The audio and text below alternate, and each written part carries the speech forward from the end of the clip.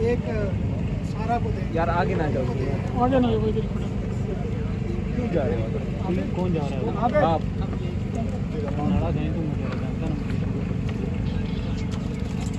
ایک ایک کر کے کرنا ہے۔ جی عمران ریاض خان سمیع ابراہیم تھرو نہ کریں بس ہلکا سا آرام سے ہونا ہے، بس ہلکا سا اوپر کرنا ہے۔ عمران ریاض اور سمیع ابراہیم کو رہا کرو، آزاد کرو۔ عمران ریاض کو رہا کرو۔ یہ پیچھے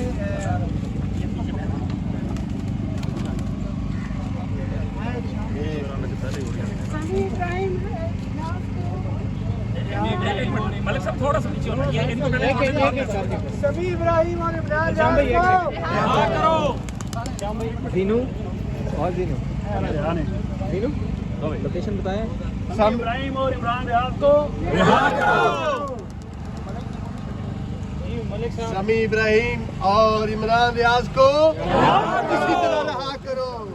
ظلم کے یہ ضابطے ہم نہیں مانتے۔ پاکستان زندہ باد، پاکستان زندہ باد، پاکستان زندہ باد۔ میں کیا کہہ رہا ہوں، واپس آ جائیں گے۔ بند ہے، اسی طرح صحافت کو بھی بند کر دیا گیا ہے۔ جس طرح اس بھائی نے اپنی آنکھوں پر پٹی ڈالی ہوئی ہے، پاکستان میں صحافت کا بھی یہی معیار رہ گیا ہے کہ آنکھوں پر پٹی ہے، جو کانوں میں بتایا جاتا ہے نہیں، صحافت وہی کے جو ہے بیان نا نہیں وہ لیا گیا، صحافت کے ساتھ بھی کچھ لوگوں ایسا کے ہو رہا ہے۔ ساتھ اس طرح کچھ لوگوں کو زبردستی، کچھ کو غائب کر کے، کچھ کی آوازیں دبا کر ایسا کیا جا رہا ہے۔ تو یہ نوجوان صحافی آج 9واں روز ہے مسلسل احتجاج کر رہے ہیں۔ آج کا دن بھی ہم نے یہ احتجاج کر کے علامتی طور پر کہ ہمارے زبانیں بند ہیں، کیونکہ ہم بولیں گے تو ہماری فیملیاں خطرے میں پڑ جائیں گی، ہمارے گھر خطرے میں پڑ جائیں گے۔ ہم وہ دکھائیں گے جو آپ دیکھنا نہیں چاہتے، تو ہماری آنکھیں خطرے میں پڑ جائیں گی۔ ہم وہ بولیں گے جو آپ سننا نہیں چاہتے، تو ہماری زبانیں بند کر دی جائیں گی، خطرے میں پڑ جائیں گی۔ تو یہ جتنے بھی نوجوان صحافی ہیں، یہ آج 9واں 10واں دن ہے، لگاتار مختلف ایونٹس پر، کبھی ہم F6 میں جمع ہو جاتے ہیں، کبھی یہاں جمع ہو جاتے ہیں، لیکن اپنے حصے کی آواز بلند کر رہے ہیں۔ جتنے سینئر صحافی ہمارے ساتھ آتے ہیں سب کا مشکور ہوں، لیکن گلہ بھی ہے کچھ سینئر صحافیوں کے ساتھ کہ آپ نے ہی ہمیں بتایا ہے کہ ایک پر حملہ سب پر حملہ، یہ نعرہ آپ نے ہمیں دیا ہے۔